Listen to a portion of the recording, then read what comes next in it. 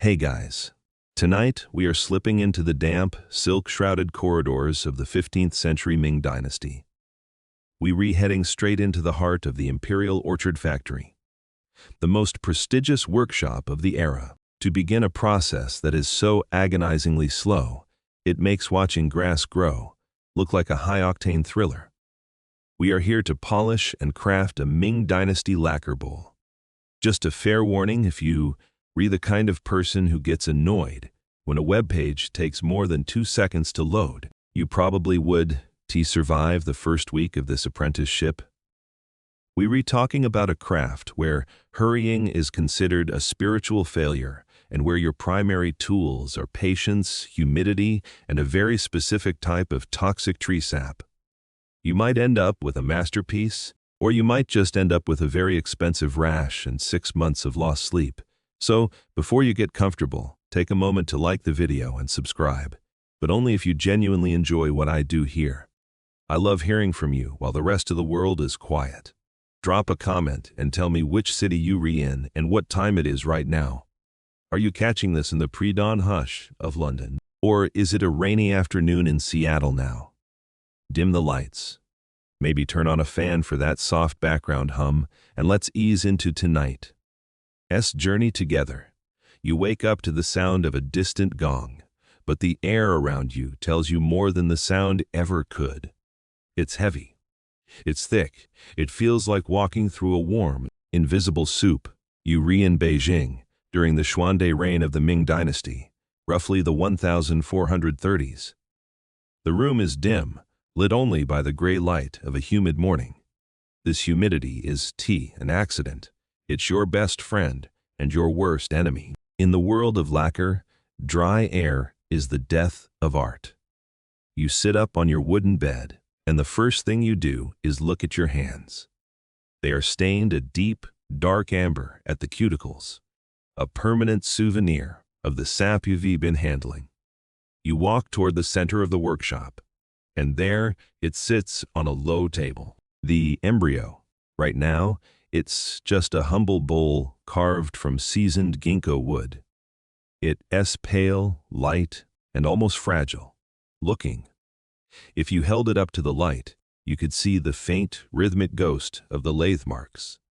This is the skeleton. Your job over the next several months, yes, months, is to bury this wood under 100 layers of liquid skin until it becomes something that looks like frozen fire.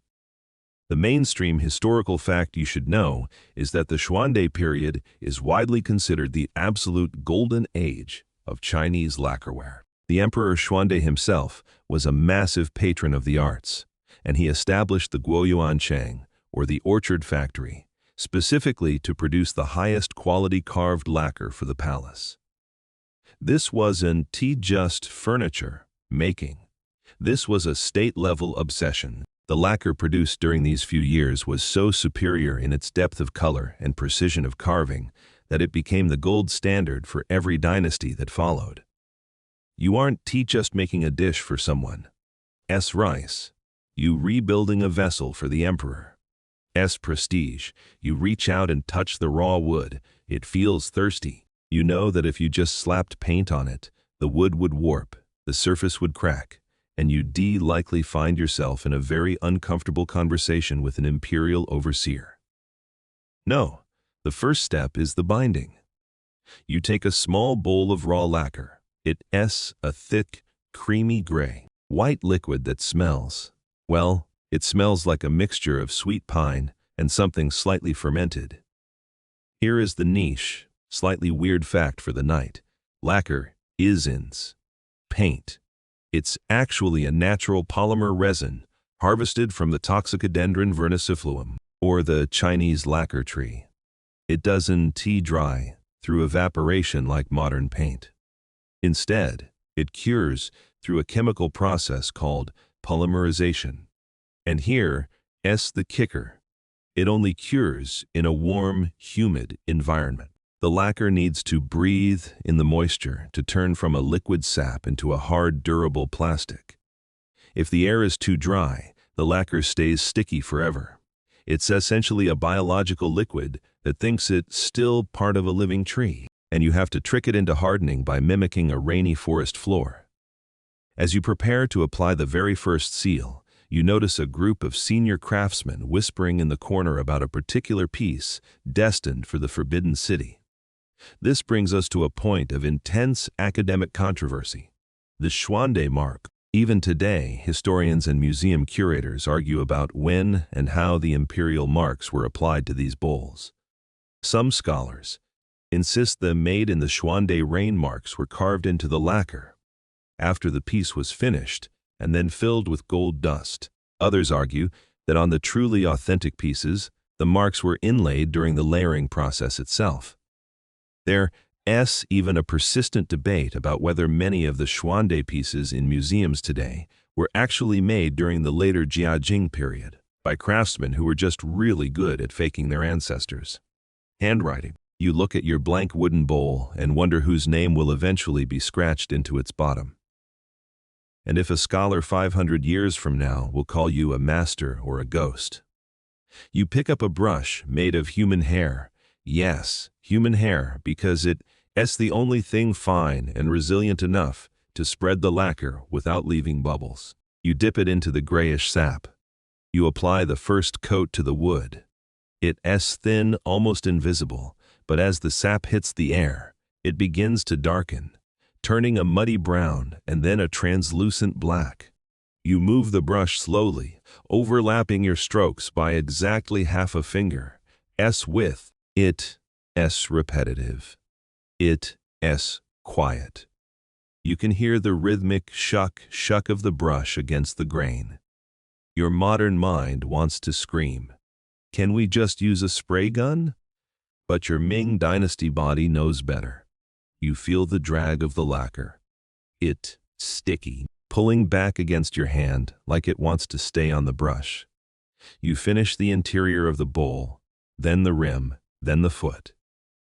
By the time you're done with this one layer, your shoulder is already beginning to hum with a dull ache. And now, the real test begins. You don't start the second layer. You don't even think about the second layer. You take the bowl and carefully place it inside the yinfeng, the shadow room or moist chamber. This is a dark cupboard, like space lined with wet cloths, to keep the humidity at a constant, stifling level. The bowl will sit there for at least 2 days, just to dry 1/1000th of an inch of sap. You stand there for a moment, looking at the closed door of the moist chamber. You realize that you've just committed to a relationship with this object that will last longer than some modern marriages. You'll see this bowl every day for the next half year. You'll rub it. You'll coat it. You'll polish it until your fingerprints are gone. You're not just a worker. You're a guardian of a slow-motion transformation. The wood is hidden now, tucked away in the dark, breathing in the steam. You wipe your hands with a bit of camphor oil, feeling the slight tingle of the lacquer's toxicity on your skin, and prepare yourself for the 100 rounds of repetition to come. The first layer is down. Only 99 more to go. It's been 48 hours since you tucked your bowl into the dark, humid embrace of the moist chamber, and you wake up with a sensation that wasn't in the job description. You are vibrating with an itch that feels like it's coming from inside your bones. You look down at your forearms and see them covered in angry, red welts. Welcome to the lacquer itch. It's the Imperial Orchard Factory. Unofficial initiation fee. You see, the sap we are using contains urushiol, the same oily organic compound found in poison ivy, but in its most concentrated, aristocratic form. To the Ming craftsman, this is just a rash. It's proof that the spirit of the tree is entering your blood. If you can handle the itch, you can handle the art. You see the master craftsman walking by, his skin looking like tanned leather, completely immune to the poison. He looks at your swollen eyes, gives a faint, dry chuckle, and hands you a bowl of cold salt water. "Wash," he says. "Then get back to the ash." The mainstream historical fact you're currently grappling with is that this sap, harvested from the Toxicodendron vernicifluum, is one of the most durable natural substances on the planet. Once it cures, it is resistant to acid, alkali, heat, and even the tiny teeth of hungry insects. It's essentially a 15th century prehistoric plastic, but harvesting it is a slow tragedy for the tree. Workers would make small, rhythmic incisions in the bark, collecting the gray-white tears of the tree one drop at a time. A single tree only yields about 200 to 250 grams of sap in its entire lifetime, before it gets exhausted. You realize that the small bucket sitting on your workbench represents the life, blood of nearly a dozen trees. This is just a bowl you remaking. It as a forest, worth of sacrifice. You pull the bowl out of the moist chamber. The first translucent layer has cured into a hard, dark amber shell. It's not pretty yet. It's dull, slightly uneven, and smells like a wet basement. But now, we move from the skin to the bone. You can just pile pure lacquer onto wood. The tension would cause the whole thing to peel off like a bad sunburn. You need a foundation. You take a portion of the raw lacquer and begin mixing it with filler. Here is the niche, slightly. Fact for the night. In the Ming workshops, the foundation layers, known as diqi, were often mixed with some truly bizarre ingredients to give them structural integrity, while lower-grade shops might just use sawdust or hemp fibers. The imperial masters were much more creative. They would use finely ground deer horn, calcined bone ash, or even pig's blood. The iron in the blood was believed to react with the lacquer to create a deeper, more permanent bond. You recurrently stirring a grayish paste of sap and bone dust, feeling like a medieval alchemist rather than a decorator. It's thick, gritty, and requires a heavy wooden spatula to move. This brings us to a point of persistent academic controversy, the pig's blood mystery. For decades, historians and conservationists have been arguing about the exact recipe for the Xuande foundation layers. Some scholars, through chemical analysis, claim that pig's blood was only used in architectural lacquer, like the pillars of the Forbidden City, and that the fine bowls used a much cleaner mixture of burnt tile powder and raw silk fibers. Others insist that the secret sauce of the Xuande period's legendary durability was indeed a high-protein biological additive that modern science still hasn't perfectly replicated. You look at the dark, viscous mixture in your bucket and realize that the secret of your bowl might be something that would make a modern health inspector faint. You begin to apply this foundation layer. You aren't using a hairbrush anymore. You reusing a flat horn spatula. You plaster the bowl, turning it slowly on a small wooden pedestal. You have to push the paste into the pores of the wood, filling the grain until the surface is as flat as a frozen lake. It's heavy work. The lacquer paste is stubborn, resisting every movement of your wrist. You have to ensure there isn't a single air bubble. One tiny pocket of air trapped under this layer would, 3 months from now, expand under the heat of a rice meal and burst through 20 layers of finished art. You move with agonizing slowness, your thumb pressing down on the rim, your eyes mere inches from the surface. Once the foundation is applied, you realize your work has only just doubled. Now, you have to level it. You pick up a piece of coarse charcoal. In the Ming Dynasty, charcoal wasn't just for fires. It was the world's most sophisticated sandpaper. You dip the bowl in a basin of water and begin to rub the hardened foundation. Scree, shush, scree, shush. The sound is rhythmic and grating. Black, muddy water runs down your arms, mixing with the red welts of your lacquer. Rash, you are sanding away half of what you just applied, leaving only the material that has settled into the low spots. The goal of this stage is absolute, soul-crushing flatness. You rub until the charcoal is worn down to a nub. Then you pick up a fresh piece. You rub until your fingertips are raw. You are looking for a surface that has no memory of the wood grain beneath it. You want a blank, black void. Every time you think you refinished, the master comes by, shines a single candle across the surface, and points to a microscopic ripple that you can even see. Again, he says, he does care about your sore shoulders or your itching arms. He only cares about the light as the sun begins to set, casting long, orange shadows across the workshop. You realize that you've spent an entire day on a layer that no one will ever see. This foundation will be buried under dozens of layers of brilliant red cinnabar. It is the invisible labor of the Ming dynasty. If you do this part well, the bowl will last for 600 years. If you cheat, it won't last through the winter. You wash the black charcoal mud from the bowl one last time. It's now a matte, grayish-black object. It's ugly. It looks like a piece of industrial scrap, but as you run your hand over it, it feels different. It's no longer wood. It's becoming stone-like. It's cold to the touch and perfectly smooth. You place it back in the moist chamber for another night of breathing. Your arms are still itching, your fingers are stained black, and your back feels like a bent bow. You look at the hundreds of other bowls lined up on the shelves, all at different stages of this slow motion birth, and you realize you just a small gear in a massive, patient machine. You've laid the foundation, but the imperial red is still a distant dream. You go to sleep smelling of smoke and fermented sap, dreaming of a world that doesn't itch.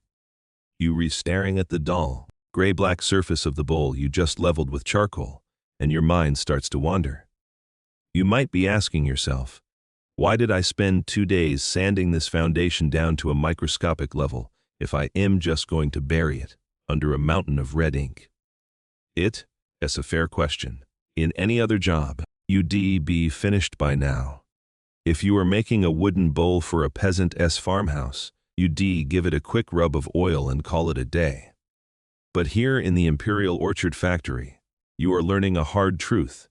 The 100 layers of lacquer you are about to apply don't hide mistakes, they magnify them. You realize that if there is even the tiniest ghost of a wood knot or a microscopic hairline crack in the skeleton beneath all that black paste, the lacquer will find it, it will pull at it, expand it, and eventually, the Emperor's perfect red bowl will develop a scar that looks like a map of the Yellow River. To understand why you're redoing this, you have to look back at the embryo itself, the wooden heart of the piece. The mainstream historical fact you should tuck into your silk sleeve is that the Ming craftsmen didn't just pick up any piece of firewood. They primarily used ginkgo wood, Chinese cedar, or the legendary nanmu, a type of evergreen laurel. These woods weren't chosen for their beauty. You were going to hide the grain anyway, but for their stability. Ginkgo in particular was the gold standard because it is remarkably fine, grained and doesn't warp or shrink as the seasons change. In the high humidity of Beijing's summers and the bone-dry chill of its winters, a lesser wood would breathe too much, cracking the brittle lacquer skin like an eggshell. You pick up a raw, unlacquered embryo from the reject pile in the corner of the workshop. It feels light, impossibly light, and dry as a bone. This brings us to a niche, slightly obsessive fact about 15th century wood prep. These wooden skeletons weren't just carved and used. They were seasoned for years, sometimes even decades. In some imperial records, it's noted that wood for the finest pieces was buried in pits, filled with horse manure, or tucked into specialized underground cellars, where the temperature never fluctuated. The goal was to kill the wood, to let all the internal tensions and moisture evaporate until the wood was essentially a mummy. You were currently working on a bowl that likely began its journey when you were still a child, sitting in a dark pit while you were learning to walk. It's a long-term investment in stillness, but even the most seasoned wood can be a traitor. You take a magnifying lens, a simple piece of polished crystal, and look at the rim of your bowl. You're looking for movement. This leads us to a point of persistent academic controversy that keeps Ming art historians arguing over their jasmine tea. The regional embryo debate. For a long time, it was assumed that the Imperial Orchard Factory in Beijing handled everything from the first chop of the axe to the final polish. However, modern scholars have pointed out that the carving of the wooden embryos was often outsourced to specialized workshops in the south, particularly around Suzhou and Hangzhou, where the climate was better for the wood and the craftsmen were more skilled with the lathe. Some argue that the Beijing factory was merely a finishing school where the lacquer was applied, while others insist that the emperor would never allow his most precious materials to travel 1,000 miles on a bumpy canal boat. You look at the precision of the lathe marks and wonder if your bowl's heart was carved by a man who has never even seen the snow of the north. The master craftsman approaches your bench. He doesn't say a word. He just picks up your bowl and balances it on his fingertip. He taps the rim with his fingernail. Tink, the sound is high, clear, and resonant. This is the song of the embryo. If the sound were a dull thud, it would mean there was a pocket of air or a soft spot in the wood, and all your work would be tossed into the furnace. He nods, a rare sign of approval, and hands it back. The bone is good, he mutters. Now we begin the skin. You realize that the lathe work, known as jechi, is its own kind of magic. The bowl is so thin that it's almost translucent before the lacquer is added. This thinness is strategic. The less wood there is, the less chance there is for it to expand and contract. But it makes your job terrifying. You are currently holding an object that could be crushed between your palms if you sneezed too hard. Yet, you are expected to spend the next 6 months rubbing it with charcoal and bone ash. It's like trying to polish a soap bubble without breaking it. You look around the workshop and see your fellow apprentices performing the symmetry check. They use long, thin bamboo calipers to measure the thickness of the bowl's walls at every point. It has to be uniform to within the width of a hair. If one side is thicker than the other, the lacquer will cure at a different rate, causing the bowl to pull itself apart. You see a boy 2 benches down realize his bowl is slightly lopsided. He does try to fix it. He simply sets it aside and picks up a new one. In this room, there is no good enough. There is only the emperor's standard, and the emperor does like wonky bowls. The air in the workshop is getting heavier as the afternoon rain begins to patter against the paper windows. The humidity is rising, which means the lacquer trees in the courtyard are breathing. You feel the familiar tingle of the usual rash on your neck, but you ignore it. You refocused on the surface of your bowl. It's gray and matte, looking like a piece of slate, but as you run your hand over it, you realize that the wood grain is completely gone. The ginkgo wood has been successfully mummified inside its black foundation. You pick up a fresh piece of charcoal, much finer than the last one, and a bowl of clean rainwater. You begin the final leveling of the foundation. This is the polishing of the shadow. You aren't removing material now. You are just smoothing the blackness until it feels like silk. The repetition is hypnotic. Circle, circle, circle, circle, circle, splash. You not just a worker. You a bridge between the dead wood and the living sap. You making sure that when the red cinnabar finally hits this surface, it will find a world that is perfectly, terrifyingly flat. As the light fades, you place the bowl back into the moist chamber for its final rest before the color begins. You've spent days on the foundation, and you haven't even seen a drop of red yet. You feel a bit like a ghost yourself, working on things that are invisible, preparing for a beauty that is still months away. But as you wash the charcoal dust from your hands, you look at the master's finished work on the high shelf. It glows like a ruby in the dim light, catching every flicker of the candles. You realize that the glow doesn't come from the surface. It comes from the perfection of the layers you can. You go to sleep with the rhythm of the lathe in your head, dreaming of a bowl that sounds like a bell and feels like a mirror. The sky has finally broken, and Beijing is currently disappearing under a curtain of heavy, relentless summer rain. For most people in the city, this means huddled rooftops and soggy shoes, but inside the Imperial Orchard factory, the atmosphere is almost jubilant. You see the master craftsman opening the high windows just a crack, allowing the mist to drift into the workshop. Usually, in any other craft, carpentry, papermaking, silk weaving, rain is the enemy. It warps wood and ruins fabric. But here, you are learning the great paradox of the lacquer world: the worse the weather is for your joints, the better it is for the bowl. Lacquer is a prima donna that only performs when it's steaming.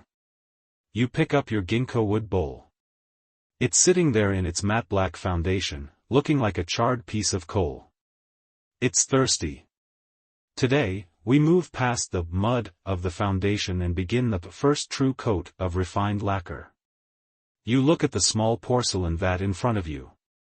The lacquer inside has been filtered through layers of raw silk and fine paper until it is as smooth as honey. It's a deep, translucent amber color now, having been stirred for hours in the sun to remove excess water. It looks delicious, in a "this will definitely hospitalize me" kind of way. The mainstream historical fact you should tuck into your damp sleeve is that the Ming government actually treated the lacquer supply as a strategic resource, much like salt or iron. The Imperial Orchard factory didn't just buy sap on the open market, they controlled entire forests of Toxicodendron vernicifluum. There were lacquer officials whose entire job was to count the trees and manage the tapping cycles. During the Schwanda reign, the demand for high-quality sap was so high that it created a massive logistical network involving thousands of laborers across several provinces. You aren't just using a bucket of sap, you're using a state-controlled, highly regulated imperial substance. You reach for your brush. It's a flat, wide tool made from long strands of human hair, specifically chosen for its resilience and the fact that it doesn't swell in moisture. Here is the niche, slightly weird fact for the night: the hair used in these brushes was often harvested from the heads of people in the southern provinces, where the hair was believed to be oilier and more flexible. The brush isn't just a tool, it's a living extension of someone's anatomy, and you have to treat it with more care than your own hair. You wash it in camphor oil, comb it with a fine bone comb, and check for any loose strands. If a single hair falls into the lacquer during the coating, it will become a permanent, ugly ridge that will take 3 days to sand out. You dip the brush. You don't just dunk it, you charge it, letting the hair soak up exactly enough liquid so it doesn't drip but doesn't run dry halfway around the rim. You apply the first stroke. It's magical. The matte black of the foundation disappears under a glossy, wet-looking amber skin. As you move the brush, the lacquer feels heavy. It has a drag to it, like you're trying to paint with cold molasses. You have to pull the brush with a steady, even pressure, using your entire arm rather than just your wrist. This brings us to a point of persistent academic controversy that keeps Ming scholars bickering over their old manuscripts: the northern versus southern sap debate. Some historians argue that the Schwanda lacquer was so much more durable than later periods because the sap was sourced exclusively from older trees in the north, which supposedly produced a higher concentration of urushiol. Others, however, point to trade records suggesting that the Beijing workshops were heavily dependent on southern tares, sap brought up from the Yangtze River Valley. The debate is essentially, did the Schwanda Golden Age happen because of superior ingredients, or simply because the emperor was willing to let his craftsmen take 10 times longer to finish a single bowl? You look at the slow-moving amber liquid and realize that time is probably the most expensive ingredient in the room. You finish the exterior of the bowl. Under the gray light of the rainy afternoon, the bowl looks like it's been dipped in glass. But then, you see it. A tiny, microscopic bubble. It looks like a pinprick, but in the world of lacquer, it's a crater. You don't panic, panicking makes your hands shake. You take a fine bamboo needle and very, very gently tease the bubble to the surface until it pops, then you smooth the area with a single, ghost-like stroke of the brush. You have to do this while the lacquer is still alive. If it starts to set, you're finished. The snarky part of your brain is currently pointing out that you've been at this for an hour and you've managed to apply a layer that is roughly the thickness of a mosquito's wing. You're essentially a glorified moisture monitor. You check the humidity gauge, a simple piece of string weighted with a stone that stretches or shrinks depending on the dampness. The stone is hanging low. The air is perfect. You feel the humidity clinging to your skin, making your lacquer rash tingle with a renewed, angry energy. You realize that you are now part of the curing process. Your breath, your sweat, the dampness of your clothes, it's all feeding the bowl. Once the coat is finished, you don't just leave it on the table. You move with the grace of a thief, carrying the bowl back to the moist chamber. Because it's raining outside, the master has added even more wet straw to the floor of the chamber. You place the bowl on its rack and close the door. Now, the magic happens. In the dark, the lacquer will breathe in the water molecules from the air. This moisture will trigger the polymerization, turning the liquid sap into a solid, unshakable shield. It's the ultimate irony: the drier you want the finish to be, the wetter the room has to be. You stand there in the center of the workshop, the sound of the rain drumming on the tiles above. You're covered in gray soot from the foundation work and amber sap from the coating. You look like a mess, but the bowl, hidden away in its little dark room, is starting its transformation. It's no longer wood. It's no longer just a foundation. It's the beginning of a Ming masterpiece.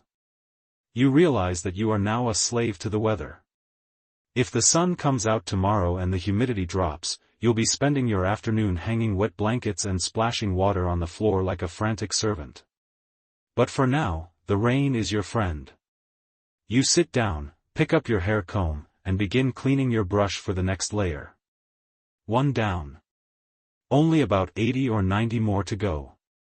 The rhythm of the rain is the rhythm of your life now, and the bowl is just getting started. You're standing in front of the heavy, lacquered door of the infang, the shadow room, and the first thing you feel as you pull the latch is a wall of air that doesn't just hit you, it swallows you. It's a stagnant, silent atmosphere that feels like a velvet blanket dipped in warm water. You step inside, your ginkgo wood bowl cradled in your hands like a sleeping infant, and you realize that this room is the most important part of the entire factory. It's not where the painting happens, and it's not where the carving happens. It is the respiratory ward of the Ming dynasty. This is where the lacquer learns to breathe, and tonight, you are the one in charge of monitoring its heartbeat. The mainstream historical fact you should know about the Imperial Orchard Factory is that it was essentially a high-security industrial complex. It wasn't just a collection of random artisans, it was divided into specialized departments called zwa. There was the diaochizwa for carving, the chishuzwa for preparing the sap, and the most secretive of all, the infangzwa, the department of the shadow rooms. These rooms were often built with double walls filled with damp sand to maintain a constant, unfluctuating microclimate. The emperor didn't just want art, he wanted an environment that could force nature to stand perfectly still. You aren't just an apprentice, you are a technician working in a 15th century climate control lab. You place your bowl on a slatted bamboo rack. The room is almost pitch black, lit only by a tiny, flickering oil lamp in the corner. This darkness isn't just for atmosphere, it's practical. Direct sunlight is the ultimate predator of wet lacquer, it causes it to skin over too quickly, trapping liquid sap underneath that will eventually bubble and ruin the finish. Here, in the infang, the bowl is safe from the sun. You look around at the other pieces on the racks, massive trays, delicate boxes, and towering vases, all of them sitting in the dark, breathing the heavy air. Here is the niche, slightly eccentric fact for you. Historically, when craftsmen in the South were working on the most expensive lacquer pieces, they didn't just use indoor rooms. They would sometimes take the lacquerware out onto the middle of a river or a lake in a small, covered boat. Why? Because the humidity over a body of water is naturally higher and more consistent than on land. There are even legends of master craftsmen lowering their lacquerware into deep, abandoned wells, letting the pieces hang just inches above the water line to cure in the cool, subterranean dampness. You're currently inside a building, but the master has ordered you to keep the floor covered in wet straw and to mist the walls with water every 3 hours, essentially turning this room into a landlocked well. This brings us to a point of intense academic controversy that keeps modern lacquer conservationists arguing in their white coat laboratories: the humidity sweet spot. If you read modern manuals, they'll tell you that the lactase enzyme in the lacquer cures best at exactly 75% to 85% humidity. But some historians argue that the Ming masters actually used much higher levels, sometimes near 95%, to slow the polymerization down to a crawl. The debate is whether the Xuande-era pieces are so perfect because they were cured in extreme steam, or if the Ming craftsmen had a secret additive that allowed the lacquer to cure at lower, more stable temperatures. Some scholars even suggest that they used different shadow rooms for different seasons, moving the bowls around like hotel guests looking for a better room. Looking at the damp straw at your feet, you're inclined to think extreme steam is the winner, mostly because you're starting to feel like a steamed dumpling yourself. You take a deep breath of the air. It smells like wet wood, old silk, and that sharp, sweet-sour tang of the sap. You reach out, carefully, never actually touching the surface, and feel the air around the bowl. You're looking for the aura of the curing lacquer. As the polymerization happens, the sap actually releases a tiny amount of heat. If you put your hand near the bowl and the air feels active, you know the tree spirits are doing their job. If the air feels dead and cold, you have to add more water to the straw immediately. The snarky part of your brain is currently pointing out that you are essentially a glorified babysitter for a puddle of tree spit. You've been in here for 20 minutes, and you have to stay for another hour just to make sure the humidity doesn't spike from the rain outside. It is the absolute peak of boredom. You sit on a low stool, listening to the drip, drip, drip, of water falling from the ceiling onto the straw. You start to count the drips. 100. 200. You realize that this is why Ming craftsmen were known for their legendary patience. They spent half their lives sitting in dark, damp rooms waiting for things to happen. You notice a senior apprentice checking the breadth of a large imperial tray nearby. He uses a small, polished bronze mirror. He holds it near the lacquer. If the mirror fogs up in a specific pattern, he knows the humidity is correct. It's a low-tech, high-precision tool. He catches your eye and gestures toward your bowl. Don't let it catch a chill, he whispers. In the workshop, we talk about the lacquer as if it's a living creature. We say it breathes, it sweats, it gets angry, and it falls asleep. Right now, your bowl is in its first deep sleep. As the hour passes, the oil lamp flickers and dies, leaving you in total darkness. Your other senses start to sharpen. You can hear the wood of the racks creaking as they soak up the moisture. You can feel the humidity clinging to your eyelashes. You realize that you've stopped being a modern person with a schedule and have become a part of the bowl's timeline. The lacquer doesn't care about your dinner plans or your aching back. It cures when it cures. You stand up, your joints popping in the silence. You feel your way to the door, the humidity making your clothes feel 3 times heavier than they were this morning. You take one last sniff of the room. The air is thick, stable, and perfectly stagnant. The bowl is tucked in. It will stay here for another 24 hours, slowly turning that amber liquid into a hard, black shield. As you slip out of the infang and back into the main workshop, the dry air of the rainy afternoon actually feels refreshing by comparison. You look at your hands, they are stained, itchy, and wrinkled from the damp. You've just finished your first breathing session. Tomorrow, you'll pull the bowl out, and it will be time to face the charcoal again. But for now, the bowl is dreaming in the dark, and you're one step closer to the red. You realize that in the Ming dynasty, the greatest art wasn't created in the light, it was grown in the shadows, one humid breath at a time. You go to find a dry corner to sleep in, feeling the ghost of the infang steam still clinging to your skin like a second layer of lacquer. You pull the bowl out of the shadow room, and for a fleeting moment, you feel a sense of triumph. The amber liquid has transformed into a hard, dark, glass-like shell. It feels cold and solid, like a stone harvested from the bottom of a river. But as you hold it up to the pale light of the workshop, that triumph evaporates. The surface isn't the mirror you were dreaming of. Instead, it's a landscape of tiny imperfections, microscopic ripples where the brush moved, a stray speck of dust that looks like a boulder in the translucent finish, and a slight, orange peel, texture that mocks your ambition. You realize that the coating was only half the battle. Now comes the part that defines the Ming master, the black grinding. You are about to spend the next 5 hours destroying exactly what you just spent 2 days creating. You walk over to a large stone basin filled with fresh rainwater. Beside it lies your weaponry for the morning, a collection of charcoal blocks. In the mainstream history of Chinese lacquerware, this intermediate grinding phase is what separates imperial quality from common household items. A standard bowl might get 10 layers and a quick buff. A Schwanda imperial bowl, however, is a stack of often more than 100 layers, and every single one must be ground down until it is perfectly flat before the next can be applied. This means that by the time the bowl is finished, you will have sanded away about 80% of the actual lacquer you applied.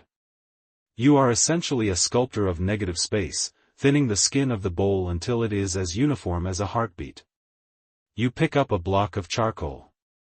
But this isn't the stuff you'd use to start a fire for your dinner. Here is the niche, slightly obsessive fact for the night: Ming craftsmen used a hierarchy of charcoal. You start with hard charcoal, usually made from pine or oak, to level the major ridges. As the layers get thinner and the finish gets finer, you transition to soft charcoal, often made from willow or paulownia wood. Willow charcoal is so soft it feels like velvet in your hand, yet it has just enough grit to bite the lacquer without leaving deep gouges. You dip the charcoal into the water and then into a small dish of incredibly fine ash, the lube for your grind. You begin. Scree-shush. Scree-shush. The sound is a low, rhythmic grating that vibrates through the wooden core of the bowl and straight into your teeth. You move the charcoal in tiny, overlapping circles. Almost immediately, the clear amber surface turns into a messy, gray-black slurry. The water in the basin becomes opaque. You can't see what you're doing, you have to feel it. Your fingertips become your eyes. You are searching for drag. When the charcoal glides too easily, you've hit a high spot. When it pulls back, you're in a valley. This brings us to a point of intense academic controversy that keeps historians arguing in the quiet halls of the Palace Museum, the dry versus wet debate. While the consensus is that Ming craftsmen primarily used wet sanding with charcoal, some scholars point to mysterious microscratches found in the cross-sections of 15th-century lacquer fragments. They argue that these scratches suggest a final, high-speed dry sanding phase using something much more aggressive, perhaps dried sharkskin or even a specific type of volcanic pumice traded from the islands to the south. The debate is about whether the Schwanda glow comes from the perfection of the wet grind or from a secret, abrasive burnishing that left the surface primed for an even deeper bond with the next layer. You look at your soggy, gray charcoal and think that if someone offered you a piece of sharkskin right now, you'd probably take it just to see if it worked faster. The snarky part of your brain is currently pointing out the absurdity of your situation. You are sitting on a low stool, covered in black mud, rubbing a bowl with a burnt stick. If a passerby saw you, they wouldn't think imperial artist, they'd think confused chimney sweep. Your hands are perpetually pruned from the water, and the black slurry has settled into every line of your palms, making you look like you've aged 50 years overnight. You wipe the bowl with a piece of soft silk to check your progress. The glossy finish is gone. The bowl is now a dull, ghostly matte gray. But as the water dries, you see it, the shadow glow. The surface is finally, truly flat. There are no more ripples. No more dust specks. It looks like a piece of polished obsidian that has been left in a fog. This matte finish is essential because lacquer won't stick to a shiny surface. It needs teeth, millions of microscopic scratches created by the charcoal, to grab onto the next layer. If you leave even a small patch of the original gloss, the next layer of red cinnabar will peel off in that spot like a scab, and your bowl will be rejected by the imperial inspectors. The master approaches. He doesn't look at the bowl, he looks at your charcoal pile. He picks up a used block and examines the wear pattern. You are pressing too hard on the rim, he says. He picks up the bowl and runs his thumb along the edge, a thumb that has probably felt 10,000 bowls. He finds a spot where you've ground a fraction of a millimeter too deep, exposing the black foundation beneath the amber. You feel your heart sink. That tiny exposure means the color of the next layer will be slightly off in that one spot. The charcoal must be an extension of your breath, he tells you. If you are angry, the charcoal is a knife. If you are patient, the charcoal is a cloud. He hands you a fresh piece of willow charcoal. Again. Smooth the transition. You spend another 2 hours on that one tiny spot. The repetition is no longer a chore, it's a trance. You start to hear the note of the grinding. A high-pitched scree means the charcoal is too dry, a low, wet thump means you're making progress. You realize that this is why the bowls take so long. It's not the painting that consumes the time, it's the refining. You are removing the ego of the brush and replacing it with the discipline of the stone. By the time the afternoon gong sounds, your bowl is a masterpiece of gray nothingness. It is so smooth that if you put a drop of water on the rim, it slides around as if it's on ice. You wash the bowl in a final basin of distilled water, removing every trace of charcoal dust. Even a single grain of grit left on this surface would be a disaster for the next coat. You place the bowl on a clean silk cloth. It's ready. The skeleton is level. The shadow is polished. Tomorrow, the first drop of the imperial red, the cinnabar, will finally touch this surface. As you clean the black mud from your arms, you look at the sunset over the factory walls. You're exhausted, your fingers are raw, and you smell like a wet campfire. But you look at that matte gray bowl and you feel a strange sense of peace. You've mastered the charcoal. You've conquered the ripples. You've turned a messy liquid into a perfect, silent void. The long, dark grinding is over, and the red is finally calling. You go to sleep dreaming of the color of fire, feeling the phantom vibration of the charcoal still humming in your bones. You wake up, and for the first time in weeks, the gray monotony of the workshop feels like it's vibrating with a hidden energy. You look at your bowl, that matte, ghostly obsidian void you spent all of yesterday's daylight hours perfecting with charcoal. It's ready. Today, we leave the world of shadows and enter the world of fire. In the center of your workbench sits a small, heavy ceramic jar, sealed with wax and wrapped in red silk. Inside is the imperial blood, the substance that will define the next 3 months of your life and probably shave a few years off your life expectancy, cinnabar. You break the seal, and a scent hits you that is hard to describe. It's metallic, heavy, and smells like the very deep roots of a mountain. Cinnabar is mercury sulfide, a mineral that looks like raw, unpolished rubies when it's pulled from the earth. The mainstream historical fact you should tuck into your belt is that during the Ming dynasty, the finest cinnabar was sourced from the mountains of Hunan and Guizhou. It was so expensive and so prized for its vibrant, non-fading red that it was often treated with the same reverence as gold bullion. In the Xuande court, China red wasn't just a color, it was a physical manifestation of the emperor's power over the elements. You aren't just painting a bowl, you are applying a layer of powdered geological wealth. You begin the morning grind. You pour the bright red powder into a mortar made of white jade, because any other material might contaminate the purity of the hue. You have to grind this powder until it is as fine as a butterfly's wing. If the particles are too large, the lacquer will look sandy under a magnifying glass. If they are too small, the color loses its depth. Here is the niche, slightly terrifying fact for the night: cinnabar is, essentially, solid mercury. As you grind, you are surrounded by a fine, red mist of heavy metal dust. In the 15th century, craftsmen didn't have respirators, they had wet silk masks and a prayer. Over years of working with this pigment, many lacquer masters developed the tremble, a neurological twitch caused by mercury poisoning.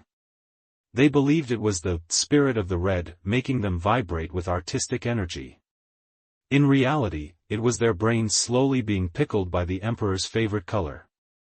You feel a slight metallic taste in the back of your throat, a reminder that the price of imperial beauty is often paid in biological currency. This brings us to a point of intense academic controversy that keeps historians arguing over their magnifying lenses, the Schwanda red secret. For centuries, scholars have noticed that Schwanda lacquer has a specific, deep glow that later dynasties could never quite replicate. Some argue that the Schwanda masters added a secret catalyst, perhaps a tiny amount of real gold leaf or even crushed pearls, to the cinnabar mixture to increase its translucency. Others insist that the glow is simply a result of the sheer density of the pigment. Modern chemical analysis has shown that Schwanda pieces often have a much higher ratio of cinnabar to lacquer than later periods, leading to the pigment-heavy theory. The debate is essentially, was it a magical ingredient, or did they just use a ridiculous amount of the world's most expensive dirt? Looking at the jar in front of you, you realize you're about to find out exactly how thick that dirt needs to be. You take a portion of the refined, filtered lacquer, the same honey-like amber sap from section 4, and begin to fold in the cinnabar. It's like mixing the world's most luxurious cake batter. At first, the amber sap turns a muddy, bruised purple. You keep stirring with a bamboo paddle, your arm muscles burning as the mixture thickens. Slowly, the transformation happens. The mud turns to brick, then to cherry, and finally to that brilliant, eye-searing imperial vermilion. It's so bright it seems to cast its own light onto your workbench. It has a body to it now, it's no longer just sap, it's liquid red stone. You reach for your hairbrush, the one you've spent an hour cleaning and combing. You apply the first stroke of red to the black foundation. The contrast is breathtaking. It's like a streak of lightning across a midnight sky. You move the brush in long, slow arcs, mirroring the curve of the bowl. The red lacquer is much heavier than the clear stuff, it resists the brush, pulling back with a sticky, stubborn weight. You have to use more force, more chi, to move the color across the surface. The snarky part of your brain is currently pointing out that this miracle color looks suspiciously like thick tomato soup. You've just spent 3 hours mixing and grinding, and you've applied a layer that looks, well, a bit lumpy. That's the reality of the first red coat. It never looks like the finished masterpiece. It looks raw and unfinished. You see the brush marks. You see the way the pigment settles unevenly. You realize that you aren't creating a surface, you're building a volume. This is the first of many, many red layers. If you want the bowl to be deep enough to carve later, you'll need at least 30 of these red coats, and that's just for a thin piece. You finish the first coat. The bowl is now a vibrant, wet-looking red. It's beautiful, but you know the drill. It can't stay here in the open air. You carry it back to the yin fang, the shadow room. The humidity inside is even higher today because the master has splashed fresh water onto the stone floor. You place the red bowl on its bamboo rack. In the dim light of the oil lamp, the red turns a deep, bruised maroon. It looks like it's bleeding. You stand there for a moment, the metallic taste still on your tongue, the red welts on your arms still itching under the sleeves of your tunic. You realize that the red phase is a different kind of endurance. Before, it was about patience, now, it's about immersion. You are becoming a red-stained creature in a red-stained world. You look at your mixing paddle, which is now permanently dyed the color of a sunset. As you leave the shadow room, you pass the master craftsman. He's looking at a finished Schwanda bowl, turning it slowly in the light. From this distance, the red doesn't look like paint, it looks like it has a soul. It looks like it could warm your hands just by being near it. The first red is a promise, he says without looking up. The 100th red is the truth.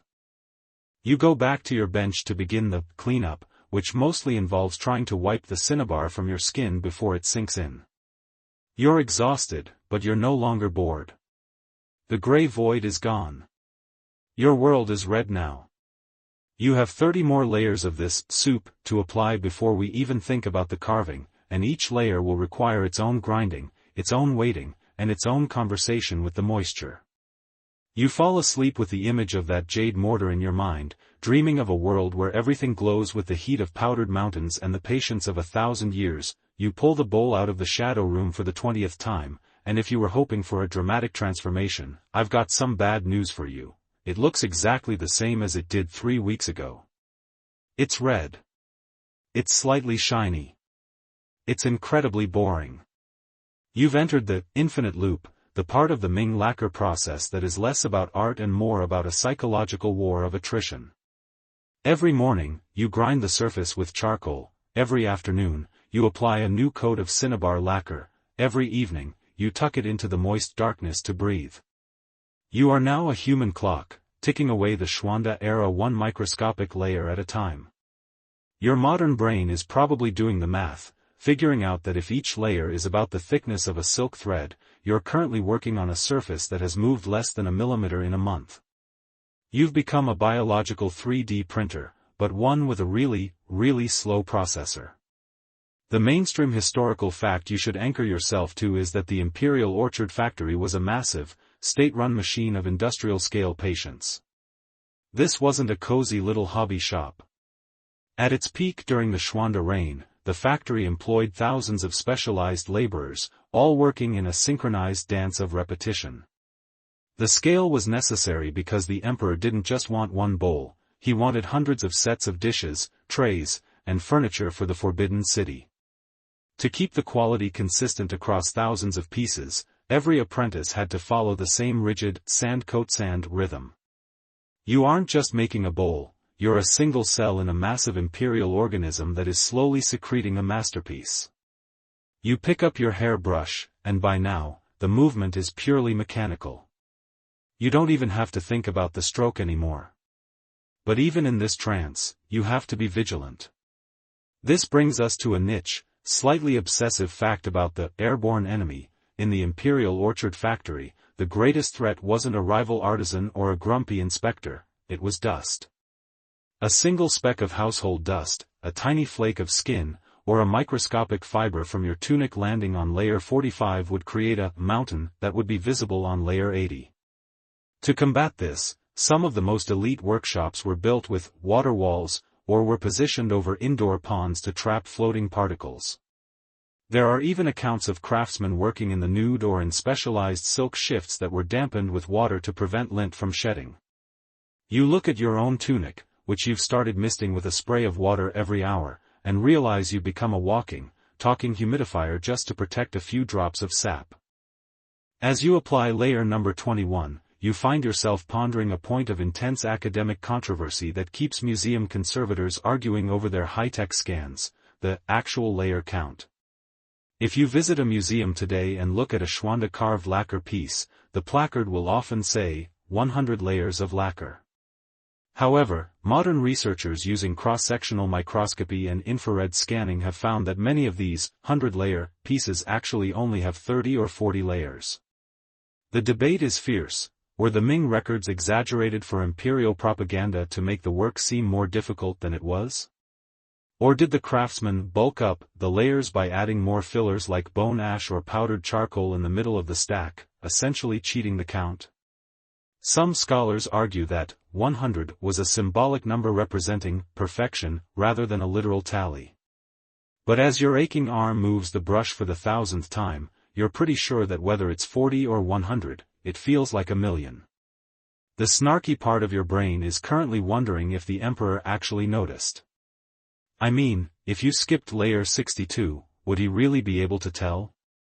You imagine an imperial inspector coming in with a tiny ruler, trying to measure the thickness of your red skin. In reality, the tell isn't the thickness, it's the feel. Lacquer built up over months has a specific weight and a strange, organic bounce when you tap it. It's not like wood, and it's not like stone. It feels like a solid block of deep, compressed time. If you cheat the layers, the bowl feels hollow or thin. You're building a physical record of your own presence in this workshop. Every layer you apply is a day of your life that you will never get back, literally crystallized into a red shell. The seasons are starting to shift.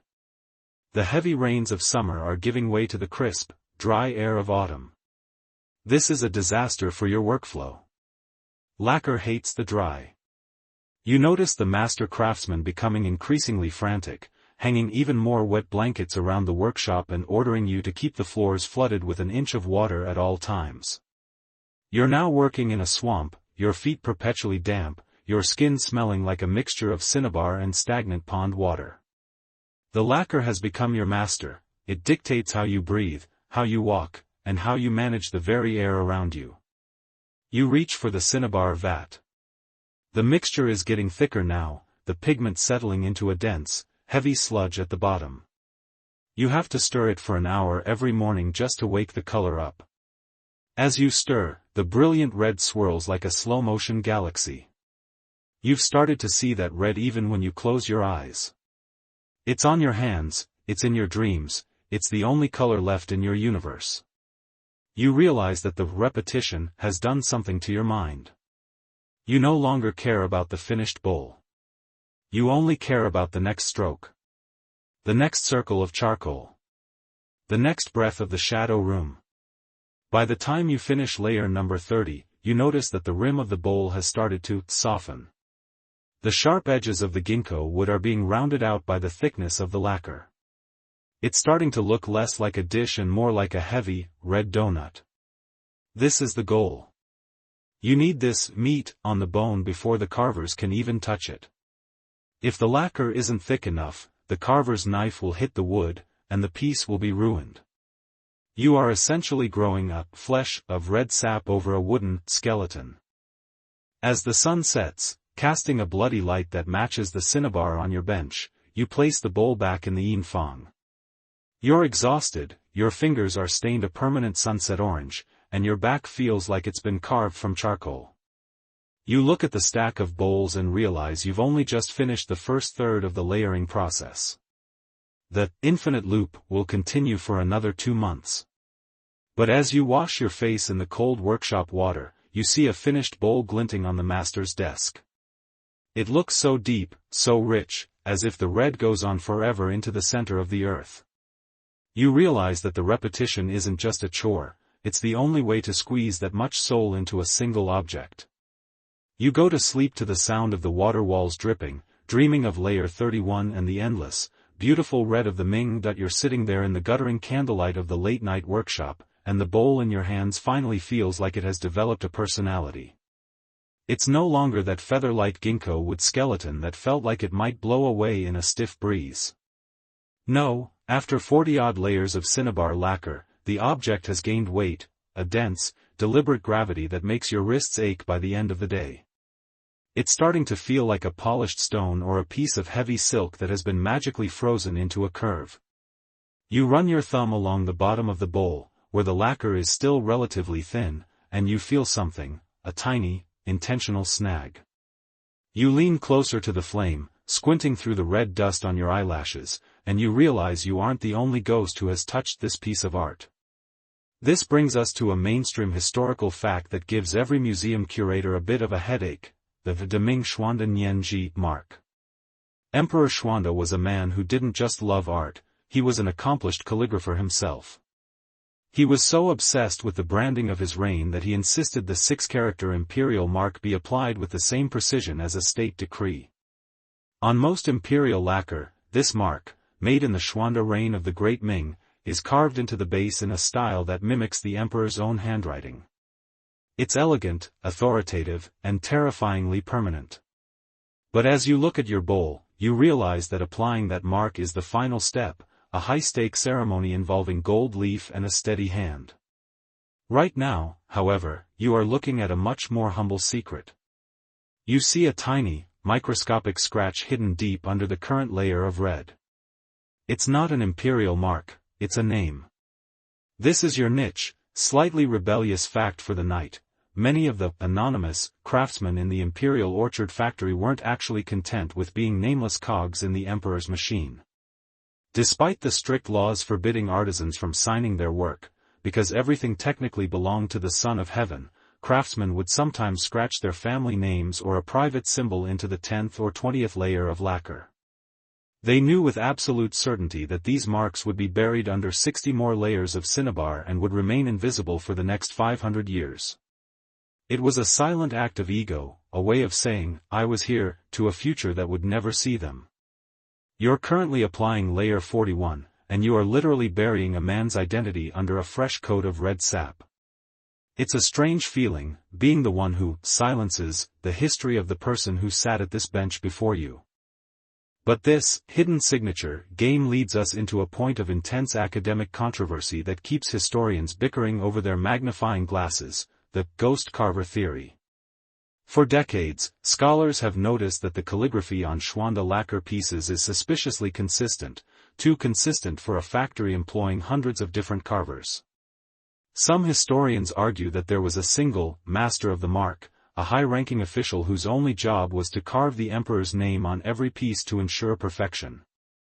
Others, however, argue that the marks weren't carved during the Schwanda period at all.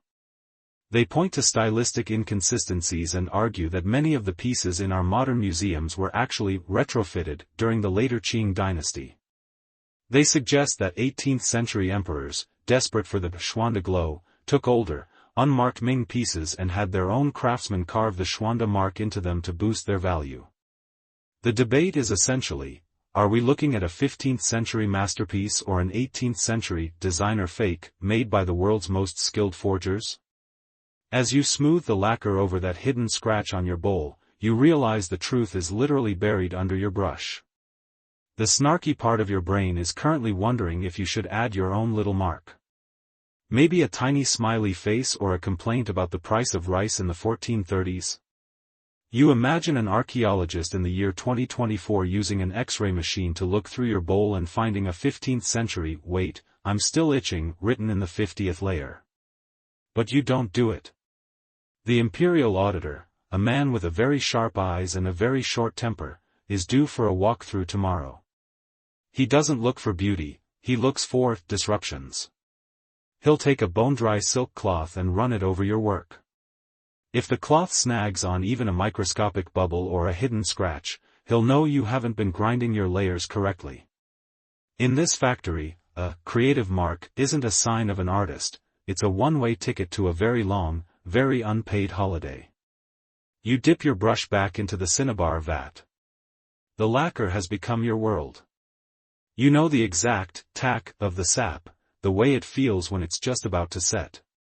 You know the way the smell of the shop changes at midnight, when the charcoal fires turn to white ash and the humidity in the shadow room reaches its peak. You've started to move in a lacquer rhythm. You don't rush the stroke because you know the lacquer will just push back with a sticky, stubborn resentment. You've learned that you can't force the red, you can only invite it to stay. You look at the senior craftsman next to you. He's working on a massive imperial tray, and he's currently using a needle-thin tool to check the density of the layers.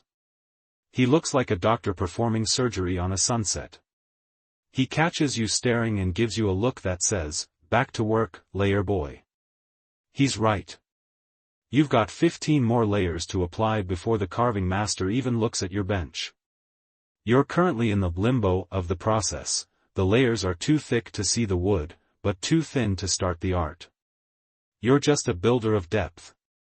As you finish the rim and prepare to move the bowl to the shadow room, you take one last look at the bottom. The hidden signature you saw earlier is gone now, swallowed by the 41st layer of imperial vermilion. The man who scratched it is officially a ghost again. You realize that this is the nature of the Ming craft, the most important things are always the ones you can't see. The seasoned wood, the pig's blood foundation, the 100 layers of sweat and itch, it's all there, providing the soul of the bowl, even if the emperor only ever sees the shiny red surface. The shadow room door creaks as you open it, and that wall of warm, wet air hits you again. You place the bowl on its rack, next to dozens of its brothers. In the dim light, they look like a row of dark, glowing embers waiting to be fanned into a flame. You close the door, locking the secrets of the 41 layers back into the dark. You're exhausted, your fingers are orange-red, and your mind is a blur of cinnabar swirls. But as you walk back to your mat, you feel a strange sense of satisfaction. You've successfully guarded the bone and added to the flesh.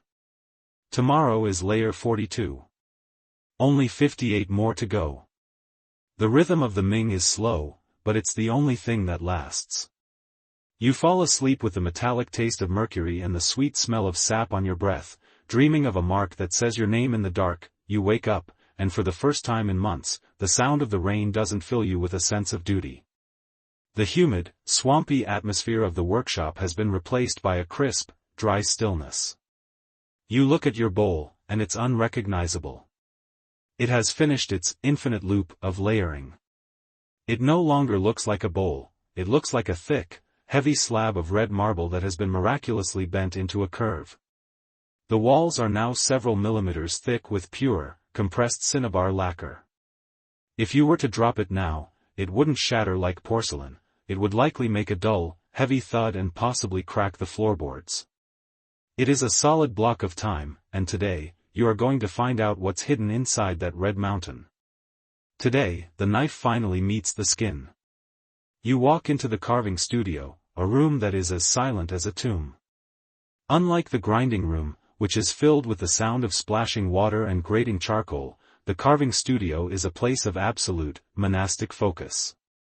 The senior masters sit on low platforms, their backs straight, their eyes narrowed. In front of them are small heaps of red shavings that look like piles of dried rose petals. This is the moment of peak anxiety. You have spent nearly half a year building this red meat onto the wooden bone. If your knife slips by even a fraction of a hair, or if you lose your focus for a single heartbeat, the last 6 months of your life will be tossed into the scrap heap. There is no undo button in the Ming dynasty. You can't patch carved lacquer. Once the material is gone, the story is over. The mainstream historical fact you should tuck into your belt is that Xuande-era carved lacquer, known as jiaoqi, is world-renowned for a specific stylistic trait, plumpness. Unlike the sharper, more geometric carvings of the later Qing dynasty, Xuande carvers preferred a deep, lush, and rounded aesthetic. They carved dragons that looked like they were swimming through thick clouds, and flowers that seemed to be bursting with real sap. To achieve this, they had to carve deeper than anyone else, often cutting through 50 or 60 layers in a single stroke. You aren't just scratching the surface, you are performing deep tissue surgery on an object. You pick up your carving knife. It's a strange-looking tool, more like a tiny, needle-sharp spear than a kitchen blade.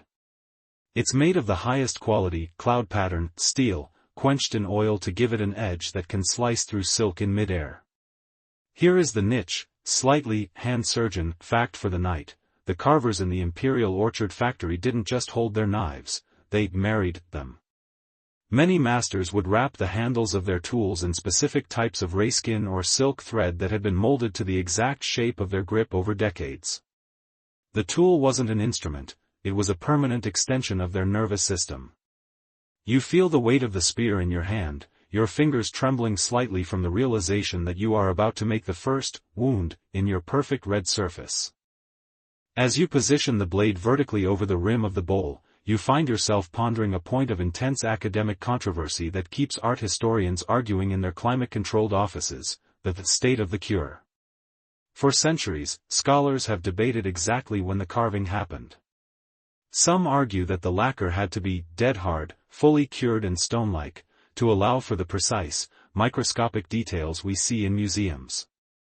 However, a newer school of historians, many of whom have tried to replicate the process, insist that the lacquer must have been cheese-hard, cured enough to hold its shape, but still slightly leathery or waxy in its core. They argue that carving dead-hard lacquer would cause it to chip and shatter like glass, making the rounded Xuande style impossible. The debate is essentially, did the Ming masters carve a stone, or did they carve a dream that was just beginning to wake up? You push your blade into the surface, and the answer comes to you through the vibration in your palm. The resistance is incredible. It's not like cutting wood, which has a grain that fights you. It's not like cutting stone, which resists with a cold, brittle stubbornness. Lacquer feels chewy. As the blade sinks in, you feel a dense, uniform pressure. It's like pushing a hot wire through cold beeswax. A tiny, perfect curl of red lacquer rises up from the blade, spiraling away and landing on your bench. It's a V-shaped cut.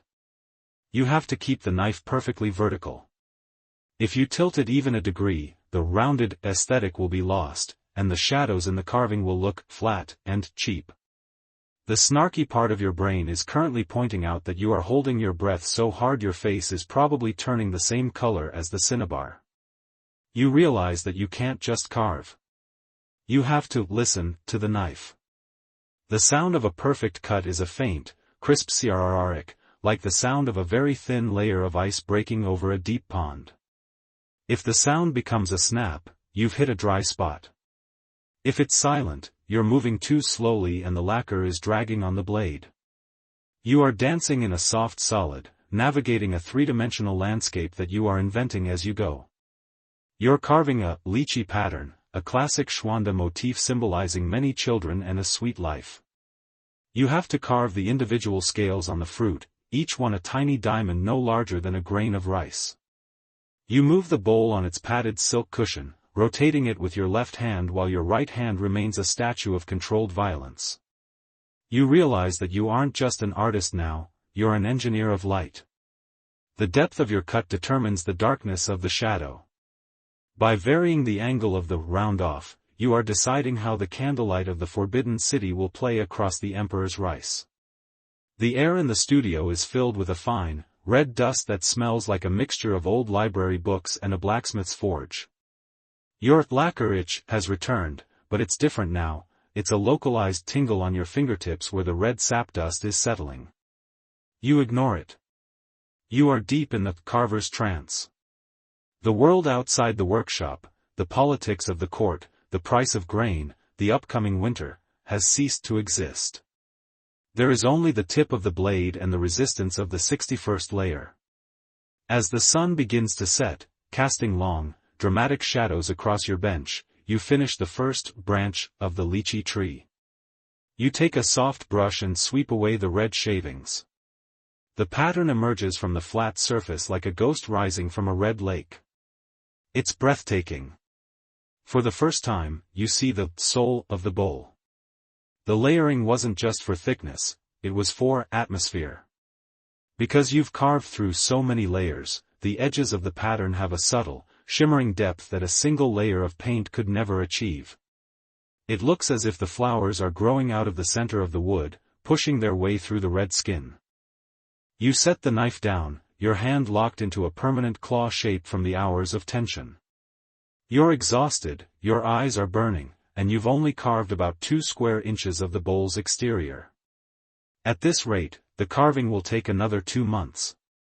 But as you look at that one tiny branch, glowing in the twilight, you realize that you've passed the point of no return. You are no longer just an apprentice, layer boy. You have tasted the resistance of the imperial lacquer. You have danced in the soft solid. As you leave the studio, you pass the master carver. He picks up your bowl, looks at the branch, and runs his pinky nail along the curve of a lychee leaf. He doesn't say, "Good." He doesn't even look at you. He just hands you a small stone for sharpening your blade. "The edge is getting tired," he mutters. "Sharpen it until you can see your reflection in the steel, then come back at midnight." The lacquer is at its best when the moon is high. You realize the day is far from over. You go to find the sharpening stone, feeling the rhythm of the crrric still vibrating in your bones. The red mountain is being tamed, one petal at a time. You step back into the workshop, and for a moment, you feel like a surgeon who has just finished the most difficult operation of their career. Your lychee pattern is complete. The dragons are swimming through the clouds, and the flowers look like they are about to bloom. But there's a problem, one that hits you as the morning sun catches the bowl. Up close, it looks, well, a bit violent. The carving knife, as sharp as it was, has left millions of tiny, microscopic jagged edges. The valleys of your design are dusty, and the peaks look raw and unfinished. It's like a beautiful statue that's been covered in a fine layer of red sand. Right now, your masterpiece has the texture of a very expensive brick. If you sent this to the Forbidden City today, the Emperor would probably use it to sharpen his sword rather than serve his rice. This is the moment where we leave the spears behind and enter the world of organic abrasives. In the mainstream history of Chinese lacquerware, the transition from carving to polishing, known as guangqi, is where the true value of the piece is forged. You aren't just smoothing a surface, you are closing the pores of the lacquer. Over the next few weeks, you will be performing a process that is so repetitive and so subtle that you will start to question your own sanity. You are going to rub this bowl until the red doesn't just look like a color, but feels like a liquid. You reach for a small silk pouch sitting on your bench. Inside is a fine, white powder that looks like flour but smells vaguely like a campfire. This is your secret weapon, calcined deer horn. Here is the niche, slightly alchemical fact for the night: Ming craftsmen didn't have access to modern industrial polishing compounds. Instead, they used the natural world. They would take deer antlers, burn them in a sealed kiln until they turned to white ash, and then grind that ash for days until it was so fine that it would float away on a sigh. Why deer horn? Because bone ash contains microscopic structures that are just hard enough to buff the cured lacquer but soft enough not to leave a single visible scratch. You are essentially using a million tiny pieces of a dead animal to give a tree's sap a second life. You take a small piece of raw silk, dip it into a basin of camellia oil, and then into the deer horn powder. You begin to rub. This brings us to a point of intense academic controversy that keeps laboratory historians arguing over their chemical readouts, the oil versus water debate in final polishing. Some scholars, looking at the pristine condition of 500-year-old Schwanda pieces, argue that the final polish must have been a dry process using only bone powder to avoid trapping organic oils in the microscopic grain of the carving. However, a newer school of thought points to the presence of lipid ghosts, trace amounts of vegetable fats, found deep inside the crevices of museum pieces. They argue that the Ming masters used specific oils, like tea seed or nut oil, to act as a lubricant for the powder, creating a slurry that filled the microscopic pores and gave the lacquer its legendary, depthless glow. The debate is essentially, did the glow come from the lacquer itself, or from a 15th-century secret oil treatment that has slowly evaporated over the centuries? You look at your camellia oil and realize that, regardless of the debate, the drag of the silk feels a lot better with a little grease. The snarky part of your brain is currently pointing out that you have spent the last 3 hours rubbing a single lychee leaf. You are moving in tiny, rhythmic circles, shuck shuck, shuck shuck, following the contours of the carving. Your fingers are starting to cramp, and the fine red dust is mixing with the white bone ash, turning your hands a weird, ghostly pink. You feel like a glorified piece of sandpaper. In any other era, this would be a job for a machine, but here, the machine is your pulse. You have to press hard enough to generate heat, but not so hard that you snap off a delicate flower petal. You are searching for the leathery point, the moment where the friction of the silk makes the lacquer slightly warm and the surface begins to tighten. You notice a junior apprentice across the room who is trying to speed up the process by using a piece of fine sharkskin. The master carver sees him and, without saying a word, takes the sharkskin and throws it out the window. Sharkskin is for wood, he growls. For the emperor's red, you only use the spirit of the deer. There's a hierarchy of abrasives in the factory that borders on the religious. You start with old roof tile powder, ground up 100-year-old tiles, for the rough smoothing, move to bone ash for the intermediate buffing, and finally to the deer horn for the fine work. Each stage takes a week. If you skip a step, the master will see the ghost scratches in the final finish, and you'll be back to grinding charcoal. As you work, the studio begins to smell like a mixture of toasted nuts and hot plastic. That's the smell of the lacquer waking up. As you generate heat through friction, the urushiol in the lacquer undergoes a final, microscopic structural change. The surface becomes denser, more resistant, and starts to take on that Schwanda silk texture. It shouldn't be glossy like a cheap modern tray, it should be lustrous, absorbing the light and then reflecting it back from somewhere deep inside the red layers. You take a magnifying glass and look into the V-cuts of the carving. This is the hardest part.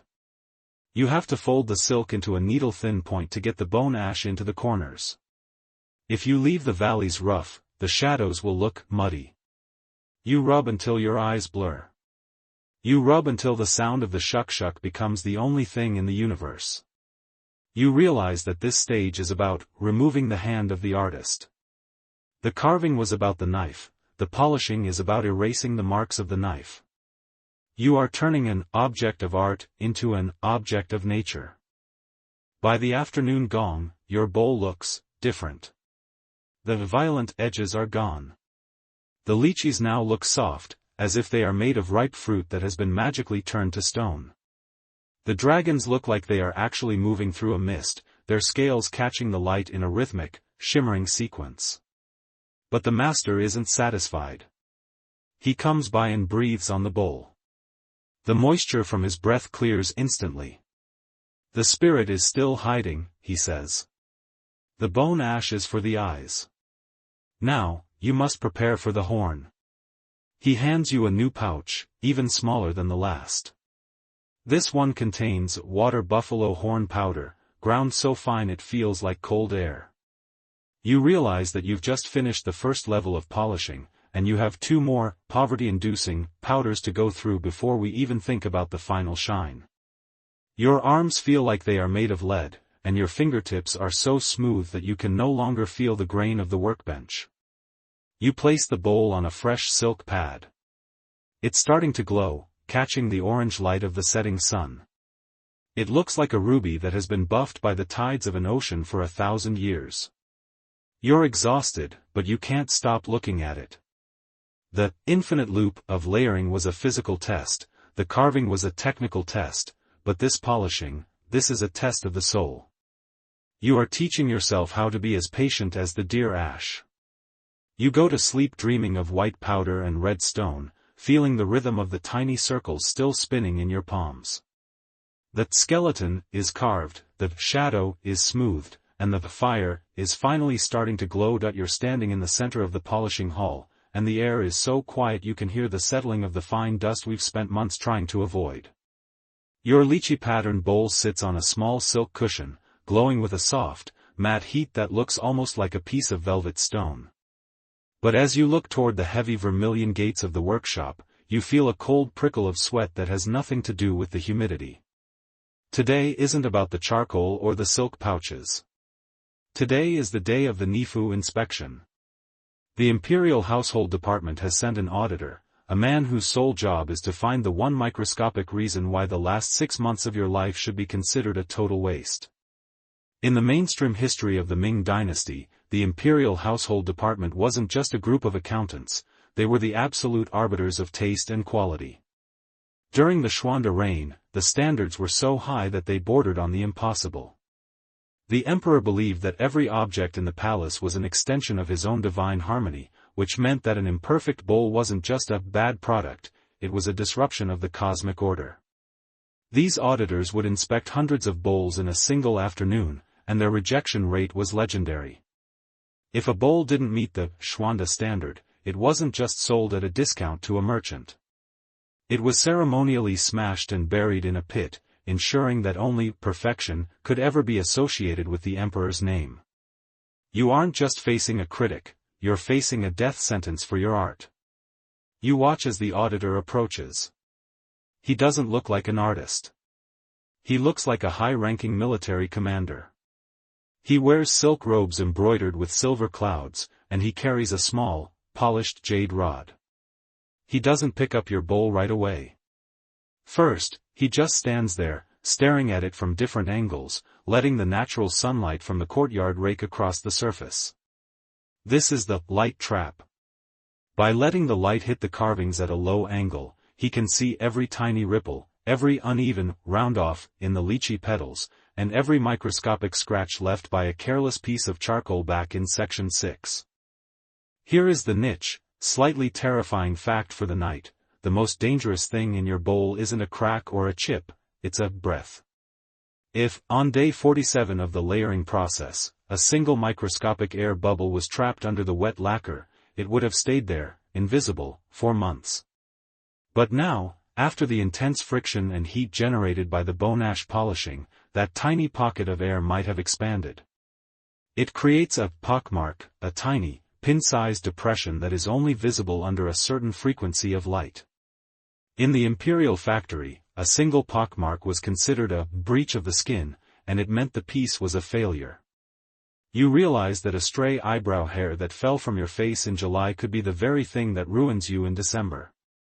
You are literally holding your breath, hoping your own anatomy didn't sabotage your career.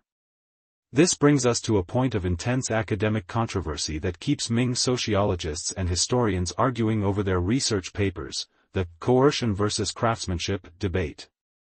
For a long time, the traditional narrative was that the Ming lacquer masters were happy, devoted artisans working for the glory of the Son of Heaven.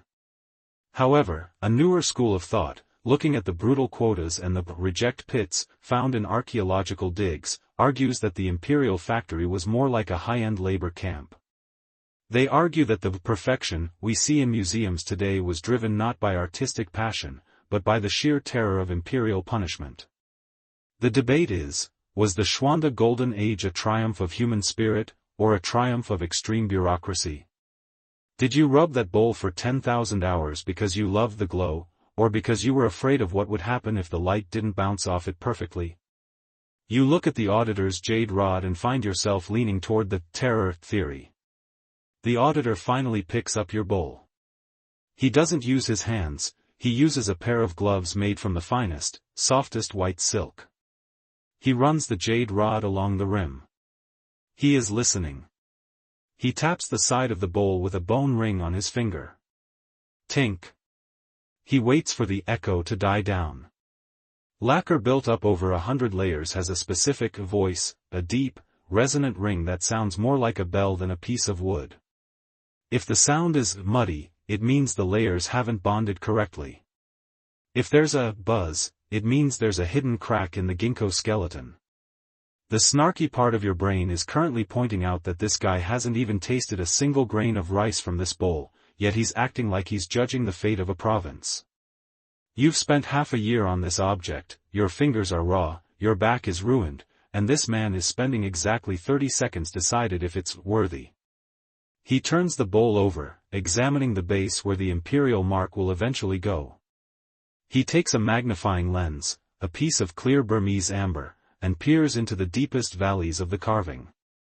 He's looking for dust ghosts, tiny flecks of soot that got trapped in the red soup during Section 8. The silence in the hall is suffocating. You see a fellow apprentice at the next bench start to tremble. The auditor moves to the next bowl, but he leaves your piece sitting on the silk cushion. He doesn't smash it. He doesn't nod. He just moves on. In the world of the Nifu, silence is the highest compliment you can get. If he didn't smash it, it means you've passed the symmetry and purity test. You've successfully hidden the wood, buried the signatures, and avoided the dust ghosts. You are officially allowed to proceed to the final, most magical stage of the entire process. You feel a wave of relief wash over you that makes your knees feel like they're made of wet lacquer. You've survived the auditor's stare. You've proven that your 100 layers are solid, your cinnabar is pure, and your patience is as deep as the emperor's treasury. But as the auditor leaves the room, the master craftsman approaches your bench. He picks up your bowl and looks at it with a much more intimate, much more demanding eye. The inspector is satisfied with the skin, the master whispers. But the skin is cold. It is a dead beauty. He hands you a final, tiny pouch, no larger than a coin. Inside is purple gold powder, a mixture of crushed magnetites and secret minerals. The auditor looks for flaws. I look for life. Now, you must use your own body to wake up the red. You realize that we've reached the human polishing phase. We are putting away the silk, the pouches, and the bone ash. For the final stage, there is only one tool that is soft enough and warm enough to give the lacquer its ultimate Schwanda glow, the palm of your own hand. You look at your stained, calloused skin and realize that the long journey of the lacquer bowl is about to become a very literal, very physical embrace. You take a deep breath of the damp workshop air, feeling the rhythm of the Ming pulse in your wrists.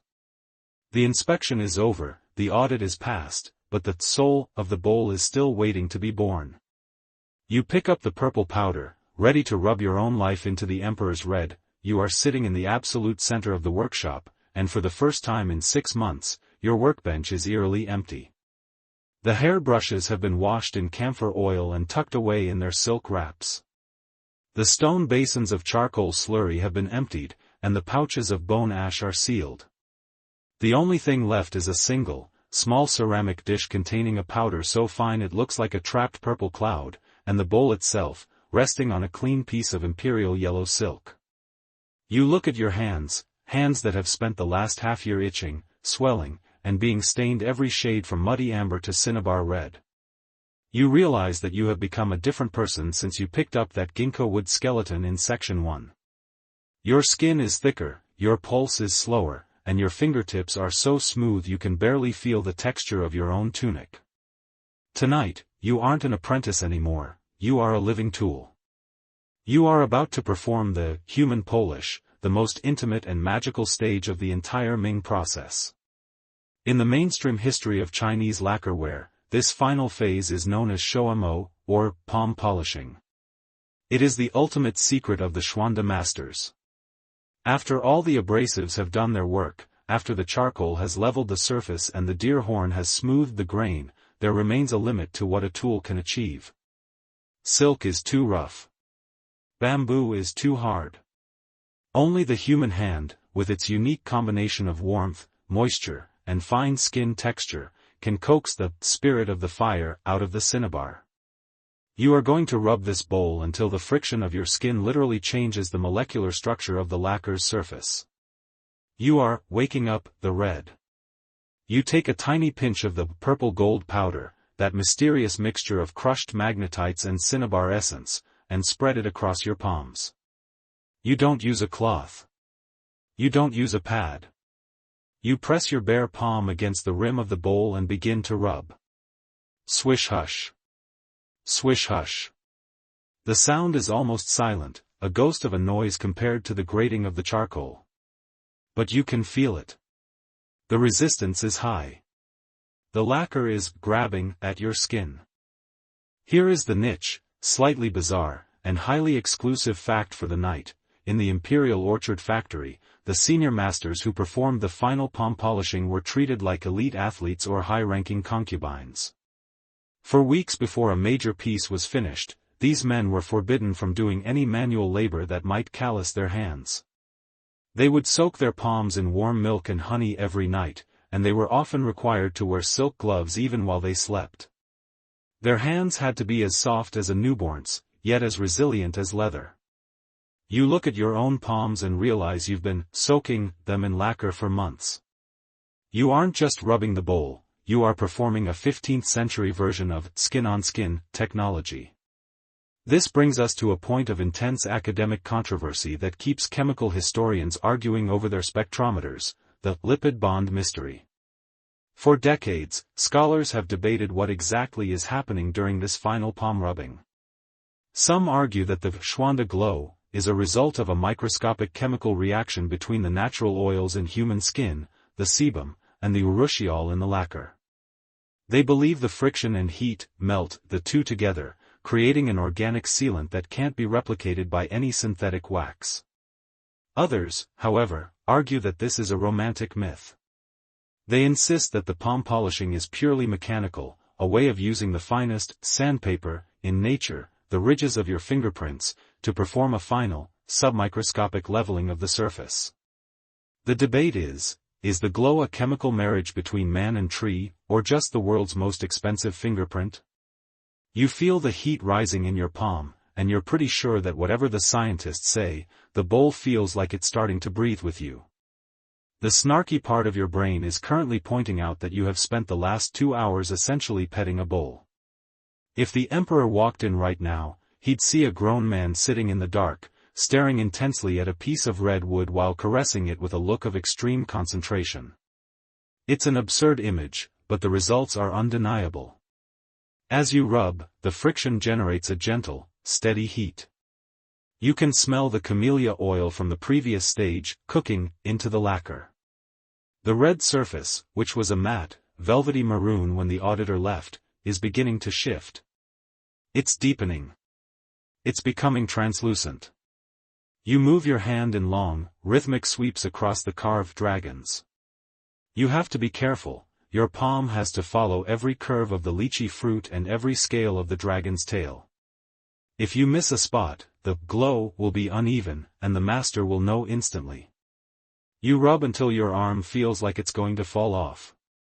You rub until the sweat from your brow drips onto the silk pad. You are pouring your own life, your own heat, and your own biological oils into the red mountain. You notice a senior carver watching you from the doorway. He nods slowly. In the factory, they say that the lacquer has a memory. If you rub it with a machine-like indifference, the glow will be cold and hard. But if you rub it with a patient heart, the glow will be warm and welcoming. You realize that this is why the Ming lacquer feels so different from modern plastic or glass. It's not just a material, it's a record of a human encounter. 500 years from now, when someone picks up this bowl, they won't feel the wood or the charcoal. They will feel the warmth of the palm that spent a week waking it up. By the time the midnight bell sounds, you are covered in the purple powder, your tunic is damp with sweat, and your hands are vibrating with a dull, rhythmic throb. But you hold the bowl up to the single candle on your bench, and your heart skips a beat. The transformation is complete. The fire has finally reached the surface.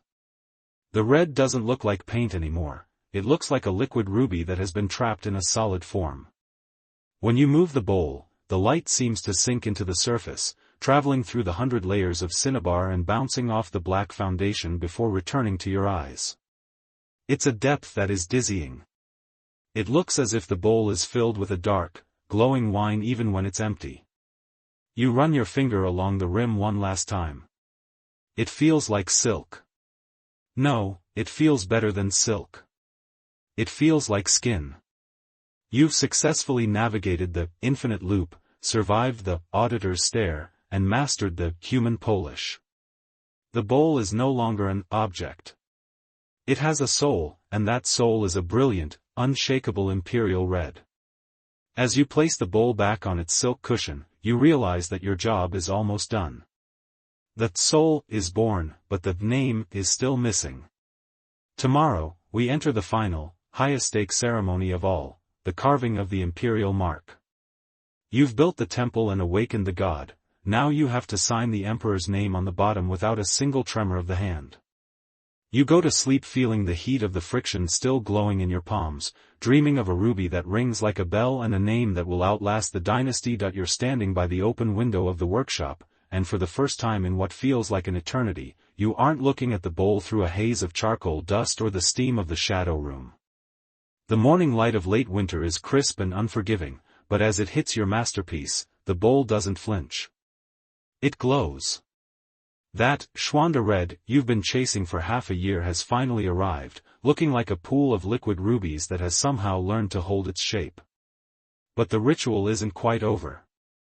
Before this bowl can leave your hands and begin its journey into history, it needs to be named. You watch the master carver approach with a tiny, needle-sharp stylus made of tempered steel. This is the moment of the imperial mark, and if you thought the layering was stressful, this part is basically a high-wire act over a volcano. In the mainstream history of the Ming dynasty, the Schwanda mark is the ultimate certificate of authenticity.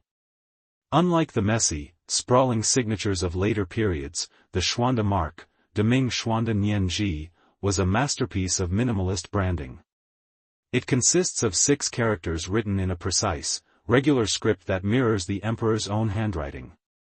But here's the catch: the carver has to cut these characters into the base of the bowl, through the hardened layers of lacquer, without causing a single chip.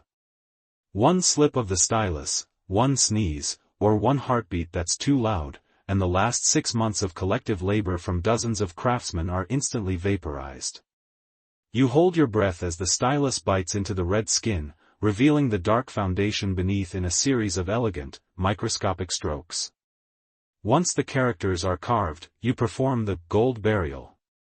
You take a tiny portion of gold leaf, grind it into a fine dust, and mix it with a drop of clear lacquer and, here is your niche, slightly, kitchen science, fact for the night, a tiny amount of garlic juice. Yes, garlic.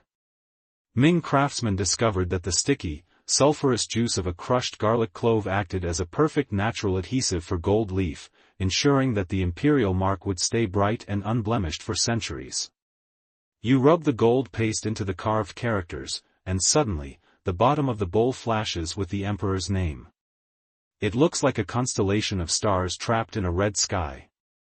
The bowl is no longer just an object, it is now a legal document of the Ming Empire. But as the gold dries, you notice the master carver checking the flow of the calligraphy with a worried expression.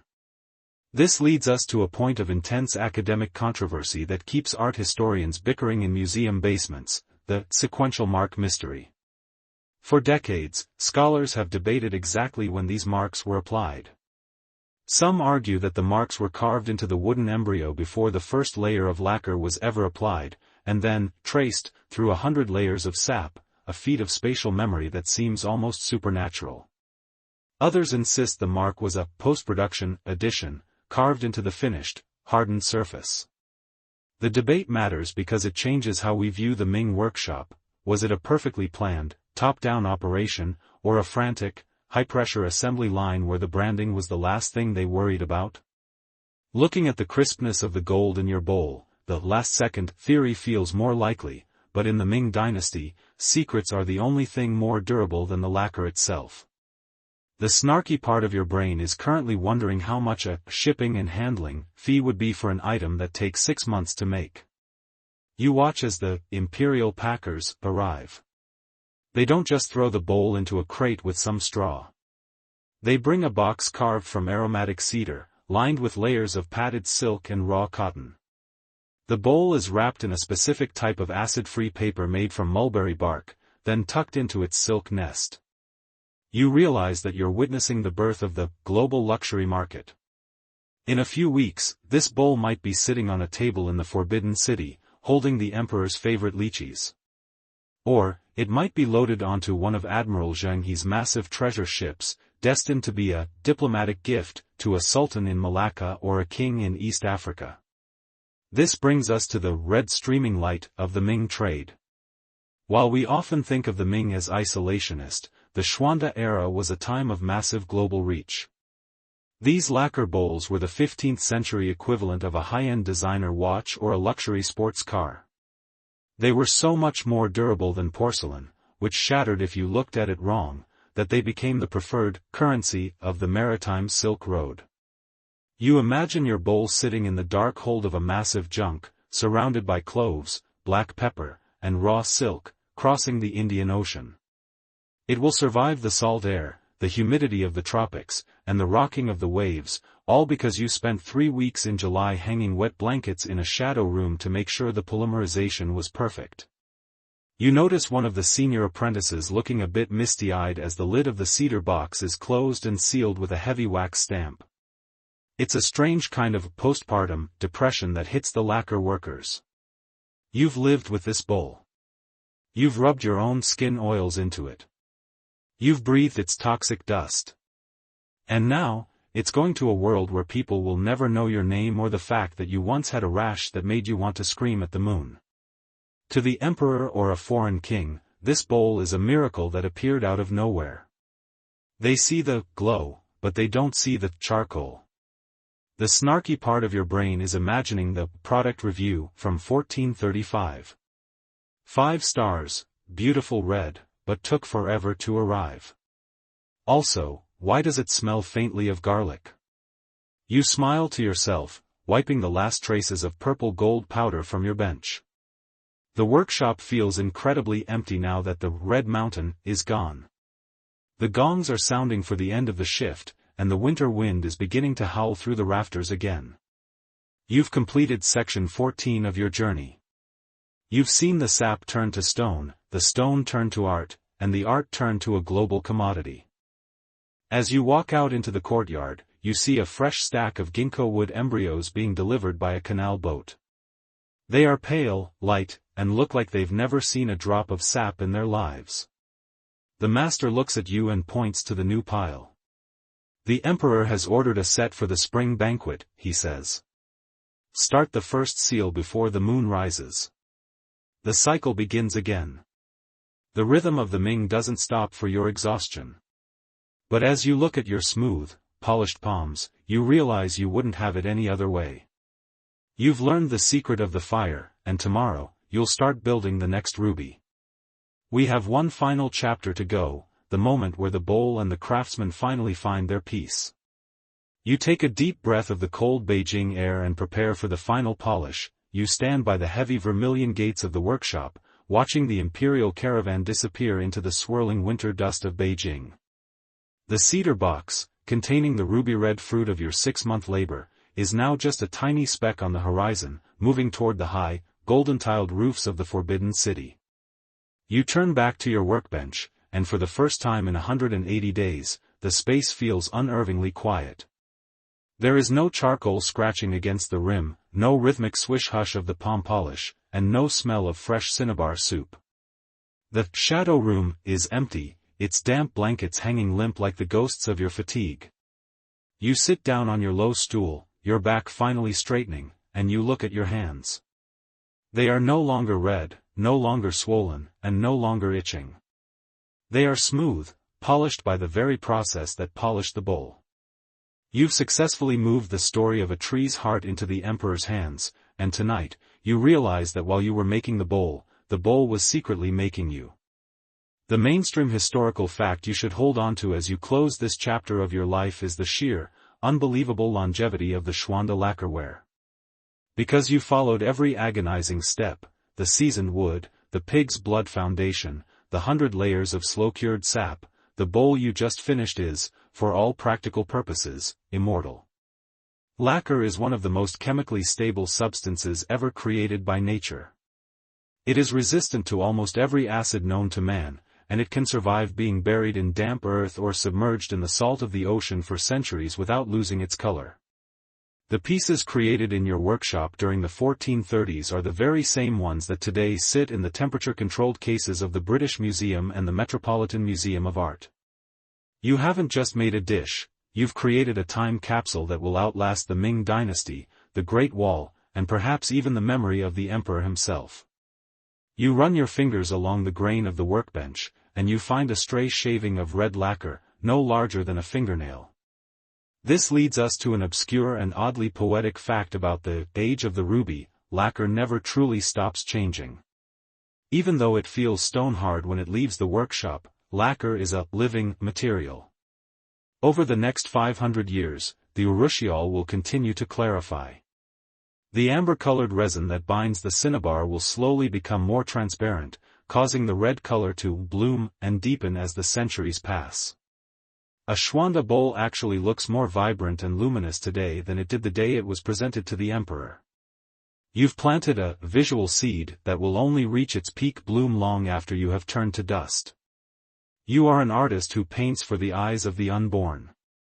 But as you stare at the empty shadow room, you find yourself pondering the final academic controversy that keeps modern curators tossing and turning in their sleep, the sacred versus secular debate. For decades, scholars have argued over whether these high-end lacquer pieces were actually intended to be used or if they were purely ceremonial, altar art. Some historians argue that the presence of microscopic food residues, trace amounts of fat and grain, found in certain Ming bowls proves they were used at imperial banquets to serve rice or bird's nest soup. Others, however, point to the extreme fragility of the carved edges and insist that no sane servant would ever risk putting a spoon into a Schwanda masterpiece. They argue these bowls were spirits in physical form, intended only to be gazed upon as symbols of the emperor's divine mandate. The debate is essentially, was your bowl a functional tool for a hungry king, or a silent god sitting on a shelf? Looking at the callus on your thumb, you hope someone, somewhere, actually gets to taste a warm meal out of it. It's a lot of work for a look but don't touch item. The snarky part of your brain is currently wondering if the emperor will even say thank you. I mean, you spent 6 months of your youth, endured a toxic rash, and probably shortened your lifespan by a decade huffing mercury dust, also he could have a pretty red cup. In the hierarchy of the Ming, you are a ghost. Your name isn't in the annals, it's buried under 80 layers of red sap. But as you watch the moon rise over the workshop courtyard, you realize that doesn't matter. There is a specific kind of power in being anonymous excellence. You know the secrets of the shadow room. You know the exact note a perfect ginkgo wood skeleton makes when you tap it. You know that the glow of the red comes from the darkness of the foundation. You pick up a fresh piece of willow charcoal, just to feel the weight of it one last time. You realize that your internal clock has been permanently recalibrated. You can no longer understand a world that moves fast. To you, a quick task is something that takes a week. You've learned the rhythm of the sap, the understanding that you cannot force the earth to hurry. You've become a master of the infinite loop, and you find that the silence of the workshop is no longer lonely, it's full of the presence of the art you've yet to make. As the midnight gong sounds, the master craftsman enters the room. He doesn't praise you. He doesn't offer you a promotion. He just places a new, pale, unlacquered ginkgo bowl on your bench. It looks naked, cold, and thirsty. He points to the jade mortar. The spring rain is coming, he says. We need 100 layers of the dragon and phoenix pattern for the Empress's birthday. Begin the first seal before the dew dries. You don't sigh.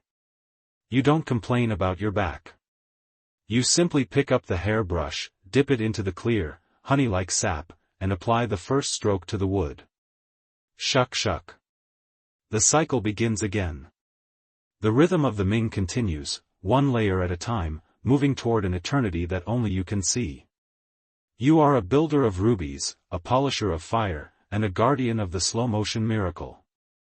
The bowl is gone, but the fire remains in your hands. Now, let the world of the Ming workshop begin to soften and fade at the edges. The sound of the charcoal and the rhythmic shuck-shuck of the brush are becoming a distant, gentle echo, disappearing into the humid mist of your memory. Imagine the vibrant imperial red turning into a soft, warm glow behind your closed eyelids, like the dying embers of a charcoal fire in the dead of winter. The heavy scent of the pine sap and the metallic tang of the cinnabar are drifting away, replaced by the cool, clean stillness of your own room. You are no longer an apprentice at the bench. Your fingers are resting now, the phantom itch of the lacquer and the tension of the carving knife finally lifting from your spirit. The 100 layers of your day are folding themselves up, one by one, tucking you into a deep and velvety darkness. You don't have to wait for the shadow room to breathe anymore. You are safe. You are warm. You are drifting on a tide of slow-motion time, moving slowly toward the edge of a peaceful, dreamless sleep. The workshop is dark, the emperor is asleep, and the red bowls are silent on their silk cushions. There is nothing left to polish, nothing left to grind, and nothing left to wait for. The rhythm of the Ming is now the steady, slow rhythm of your own breath. You are part of the history, you are part of the glow, and you are finally at rest. Everything is in its place. The story is complete. Sleep now, feeling the warmth of the cinnabar and the wisdom of the centuries, and let the silence of the night carry you home. The story ends here. Good night.